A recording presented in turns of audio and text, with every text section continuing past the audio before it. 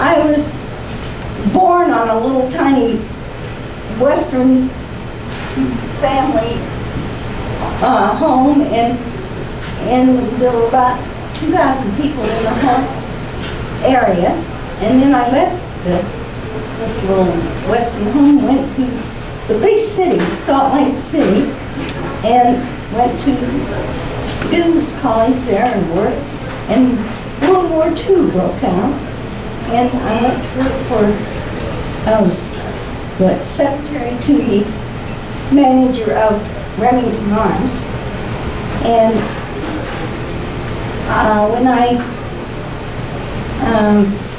turned 21, on the day I was 21, I married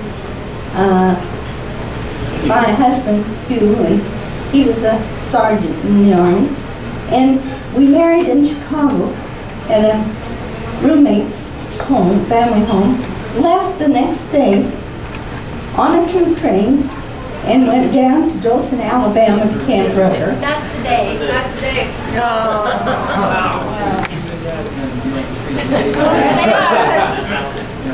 We planned this. That was their That's wedding. Their first anniversary, their first wedding anniversary. And I have to tell you something. In Dothan, Alabama, that was the first time in my whole life I saw a black person.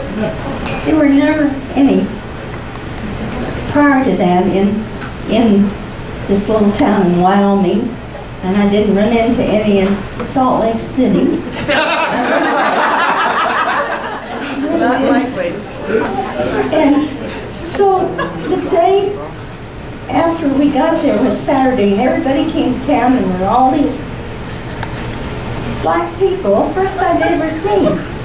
And I was just entranced because they were coming into town on wagons like I'd seen in Wyoming, but there was a lady, a black, beautiful lady, sitting in a chair in a wagon. And it was being drawn by a mule. And I turned to my husband and I said, "Look, the lady sitting in a chair in a wagon." And a Southern gentleman tapped me on the shoulder and said, "Ma'am, that is not a lady, that's a woman." I was a little puzzled because I didn't know the difference between ladies and women. But anyway,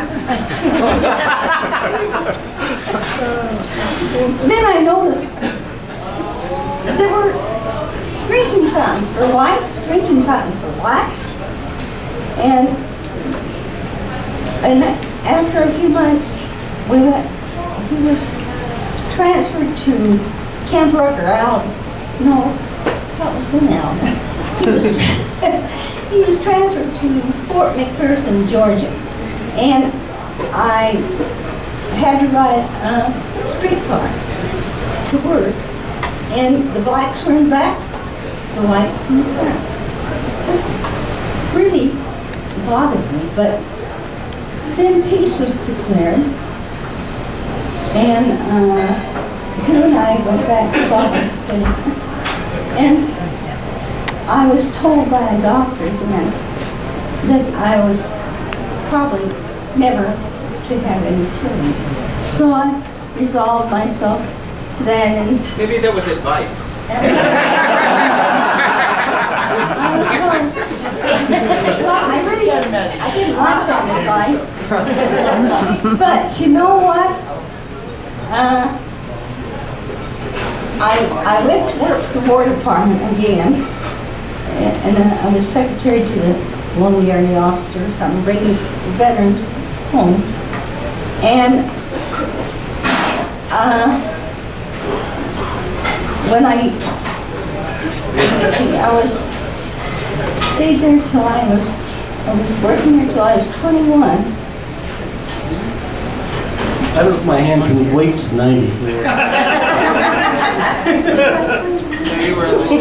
Oh no, I made a mistake. He just told me.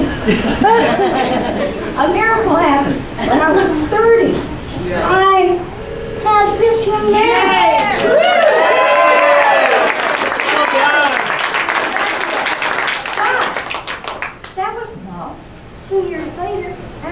beautiful daughter, Yeah. Terry. Very well done. Exceptionally well done. That's her husband. And bless her, they gave me, well, Michael married a lady that already had a little boy, Aaron. And then they have another boy, Aaron.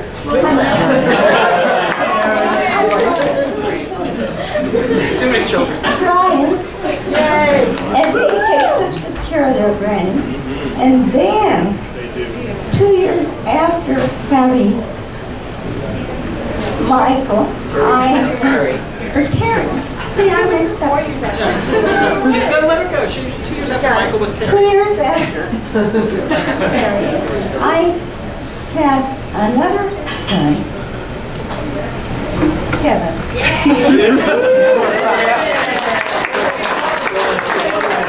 I have to tell you about Kevin.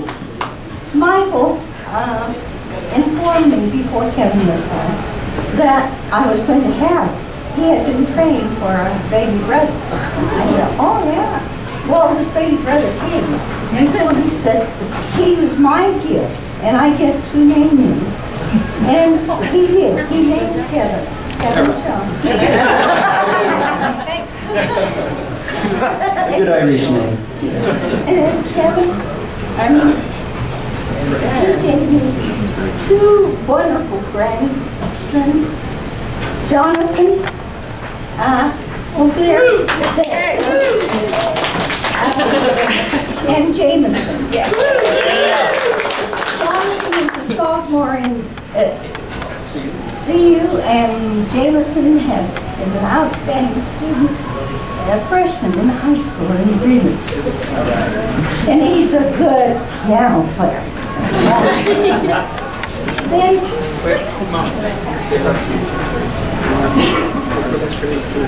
oh, yeah, I forgot Terry. Bless Terry. She gave me not only one grandson, but a very handsome grandson.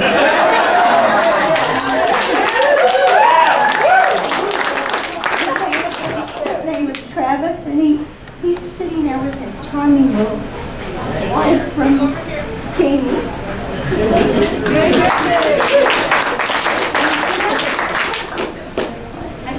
Then I had 2 granddaughters, beautiful granddaughters, and one, Holly, unfortunately isn't here because she and her husband live in Africa and couldn't quite make it this time. But she did present 2 great granddaughters.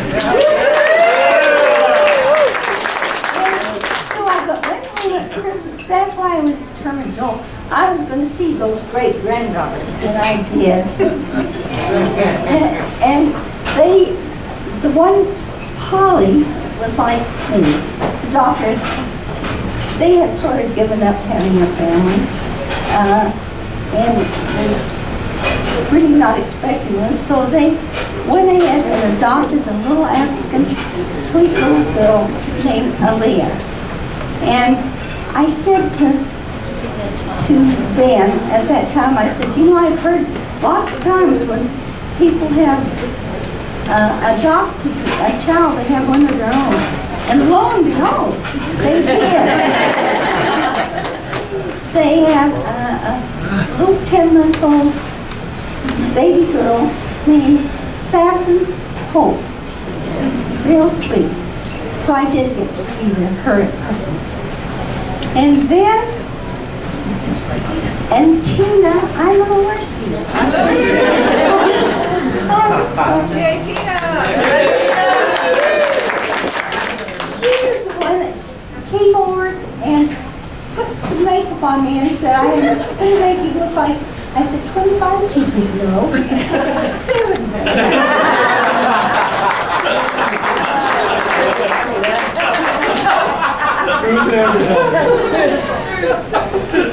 And her husband, she has a very sharp husband. Yes.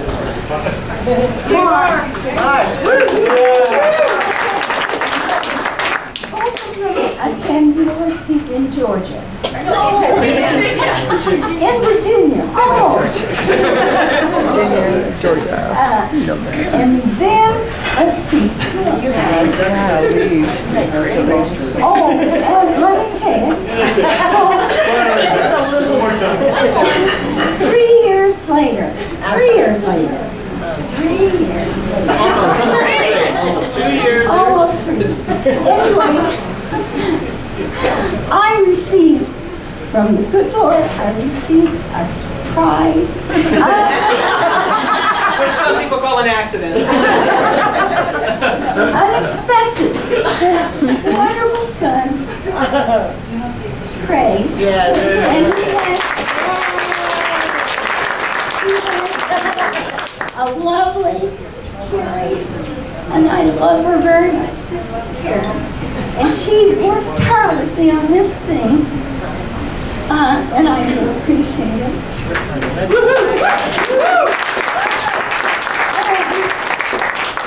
They presented with 2 new granddaughters, and I will see them. I don't see any of y'all.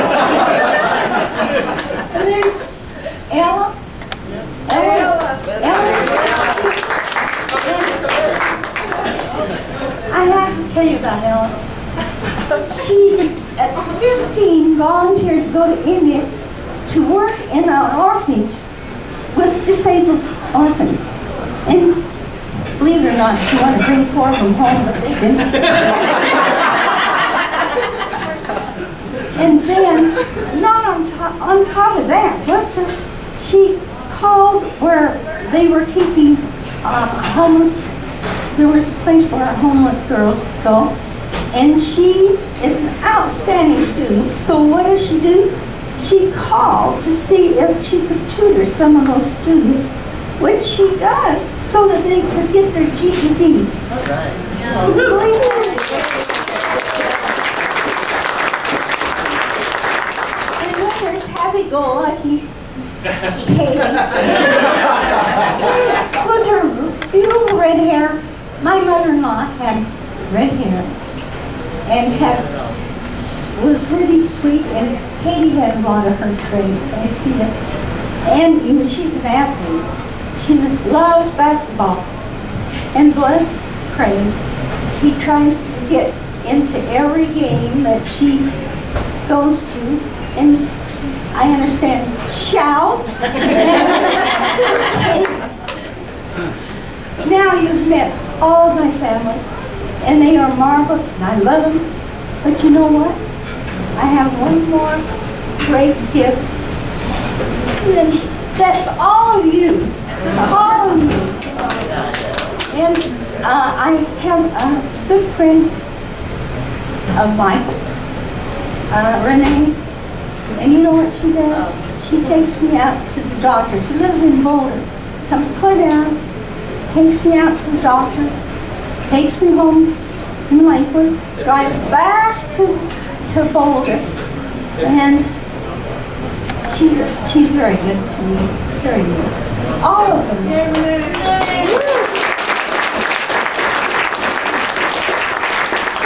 She's the fiddle player. But anyway, my great blessing is all of you. I'm so sorry I can't see all of you. I wish I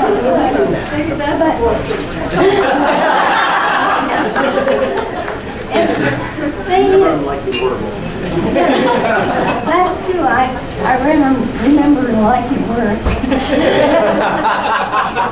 But you've done so much.